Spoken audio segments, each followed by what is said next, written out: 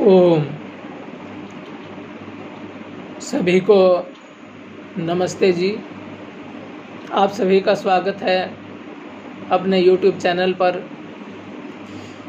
आज हम एक वीडियो लेकर के आए हैं आकर्षण के सिद्धांत के ऊपर। स्कूलों में क्या पढ़ाया जाता है कि आकर्षण का सिद्धांत किसने दिया। कोई न्यूटन को कहता है न्यूटन ने दिया, और कोई खोज आप करेंगे कोई कहेगा ब्रह्मगुप्त ने दिया। लेकिन हकीकत क्या है? ये जो झूठ का बाजार चल रहा है ये ज़्यादा दिन नहीं चलेगा। इनकी पोल पट्टी हम खोल करके रहेंगे। आकर्षण का सिद्धांत किसने दिया, यथार्थ में हम आपको बताएंगे। आकर्षण का सिद्धांत ना तो न्यूटन ने दिया, ना ही ब्रह्मगुप्त ने दिया। ये सिद्धांत हमें दिया वेद ने। और कब दिया? 1,96,08,53,000 वर्ष पहले दिया। सृष्टि के आरंभ में दिया ईश्वर ने वेद में लिख करके। और इसका हम आपको प्रमाण देंगे, प्रूफ। और इस बात से तो सभी इतिहासकार एक मत हैं कि वेद से प्राचीन और कोई पुस्तक नहीं है। हम आपको ऋग्वेद का प्रमाण देंगे। ऋग्वेद के 3 मंडल का मंत्र है, यदा हरि वावृधाते दिवे दिवे आदित्य विश्वा भुवनानि ये मिरे। अर्थ है, इस मंत्र का अभिप्राय यह है कि सब लोकों के साथ सूर्य का आकर्षण और सूर्य आदि लोकों के साथ परमेश्वर का आकर्षण है। इसकी और आगे व्याख्या करेंगे। एक एक बात को ध्यान से सुने। हे इंद्र परमेश्वर, आपके अनंत बल और पराक्रम गुणों से सब संसार का धारण, आकर्षण और पालन होता है। आपके ही सब गुण सूर्य आदि लोकों को धारण करते हैं। इस कारण से सब लोक अपनी अपनी कक्षा और स्थान से इधर उधर चलायमान नहीं होते, क्योंकि उनका आपस में आकर्षण है। इसलिए कोई भी लोक दूर नहीं जा सकता, अपनी अपनी कक्षा में ही रहते हैं। दूसरा अर्थ, एक मंत्र के अनेक अर्थ होते हैं, ये दूसरा अर्थ है। इंद्र जो वायु सूर्य है, इसमें ईश्वर के रचे आकर्षण, प्रकाश और बल आदि बड़े बड़े गुण हैं।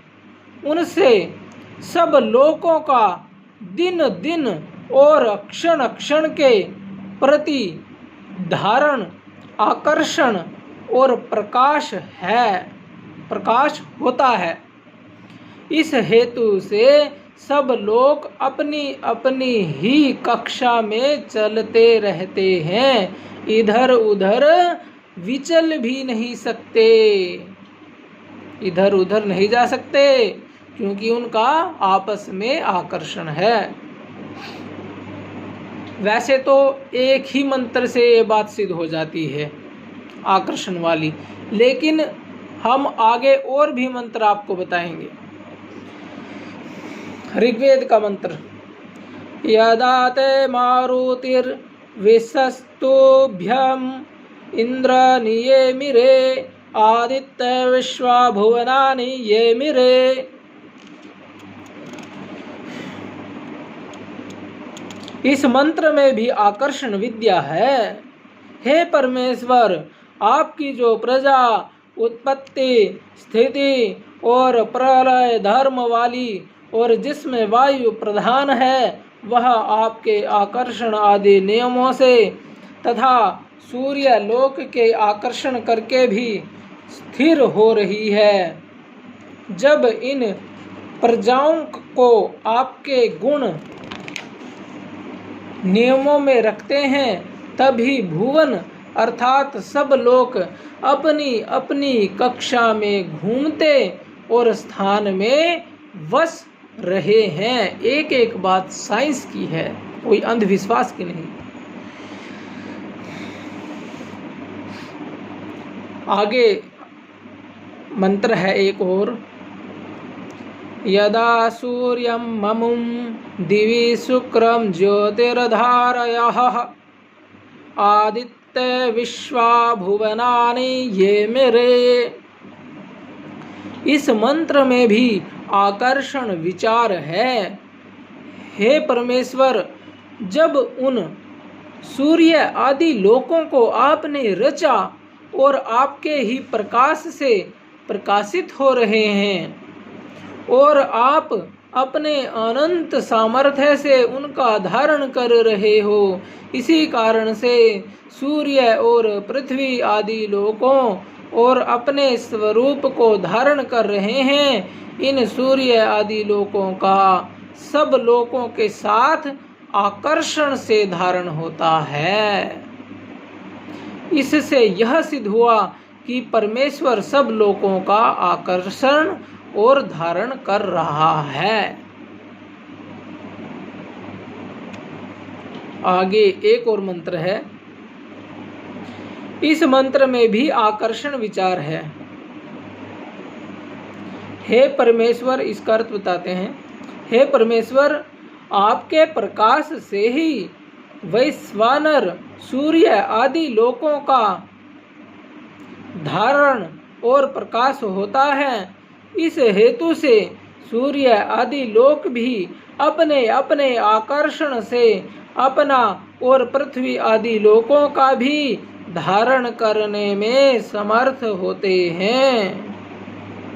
इस कारण से आप सब लोकों के परम मित्र और अपना और स्थापन करने वाले हैं और आपका सामर्थ्य अत्यंत आश्चर्य रूप है।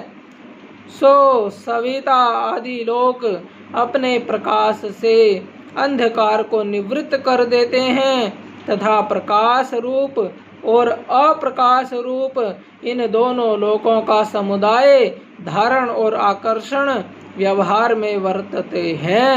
इस हेतु से इनसे नाना प्रकार का व्यवहार सिद्ध होता है।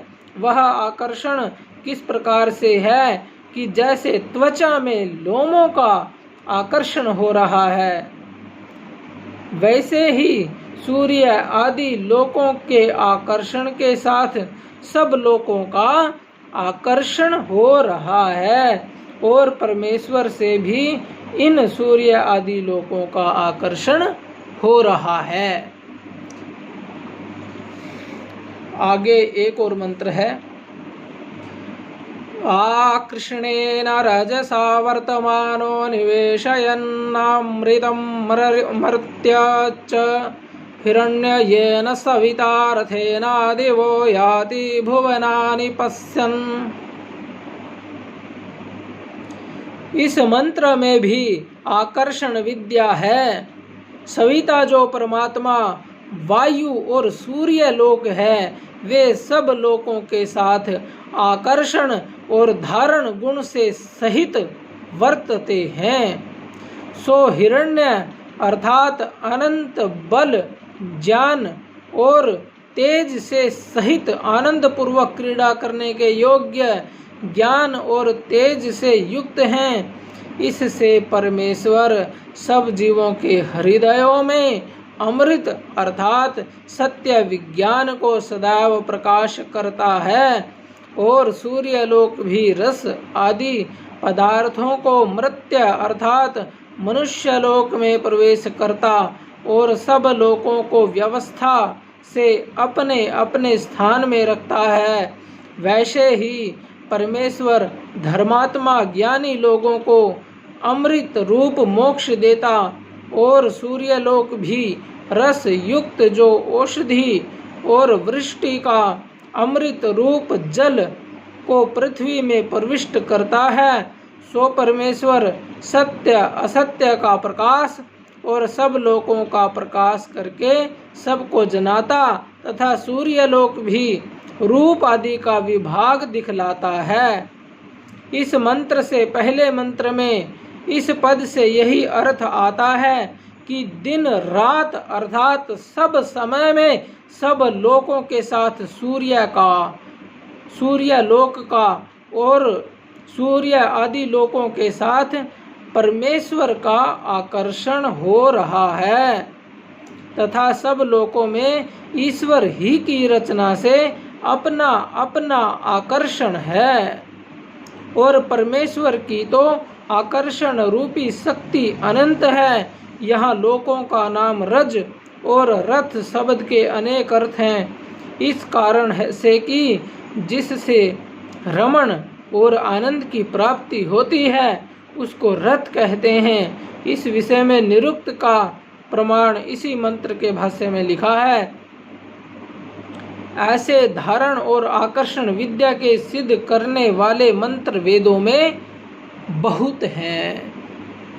इसलिए मित्रों, जो भी साइंस के स्टूडेंट हैं, जो साइंस और ज़्यादा जानना चाहते हैं, गहराई में जानना चाहते हैं, उनको वेद जरूर पढ़ने चाहिए।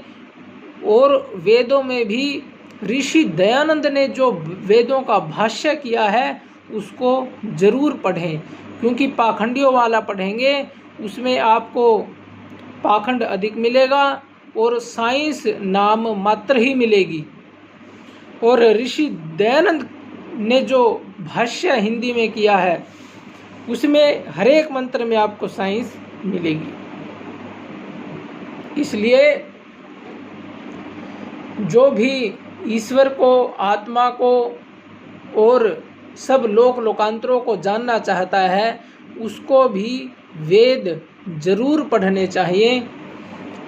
जिससे हो सके संस्कृत सीख करके जो पूरा पाठ्यक्रम है उससे भी पढ़ सकते हैं, और जिसके पास अधिक समय नहीं है वो ऋषि दयानंद कृत भाष्य पढ़ सकते हैं। उसमें भी बहुत कुछ आपको सीखने को मिलेगा और पता चलेगा कि वेदों में तो सब विद्याएं हैं। इसलिए ऋषि दयानंद ने भी कहा था, वेद सब सत्य विद्याओं का पुस्तक है। वेद का पढ़ना पढ़ाना और सुनना सुनाना सबका परम धर्म है। जैसे सूर्य सबके लिए है, चंद्रमा सबके लिए है, ऐसे ही वेद सबके लिए है, चाहे वो मुसलमान हो, ईसाई हो, सिख हो, जैन हो, बौद्ध हो, क्योंकि विद्या सबके लिए है। विद्या का लाभ सबका है। जैसे जो डॉक्टर होता है उसके पास जो विद्या होती है, इंजीनियर होता है या वैज्ञानिक होता है उसके पास जो विद्या होती है उसका लाभ सभी उठाते हैं, चाहे वो मुसलमान हो, ईसाई हो, सिख हो, जैन हो, बौद्ध हो। ऐसे ही वेद के अंदर जो विद्या है उसका लाभ भी सबको उठाना चाहिए वेदों को पढ़ करके, और जो उठाने वाले हैं वो उठा भी रहे हैं। तो जितनी विद्याएं फैली वो सब वेदों से ही फैली हैं। इसमें कोई शंका वाली बात नहीं है। वेद में सब प्रकार की विद्याएं हैं, इसलिए सभी वेदों को पढ़ें और प्रचार करें। किसी को कोई शंका हो तो वो पूछ सकते हैं। सभी को नमस्ते जी। ओम सम।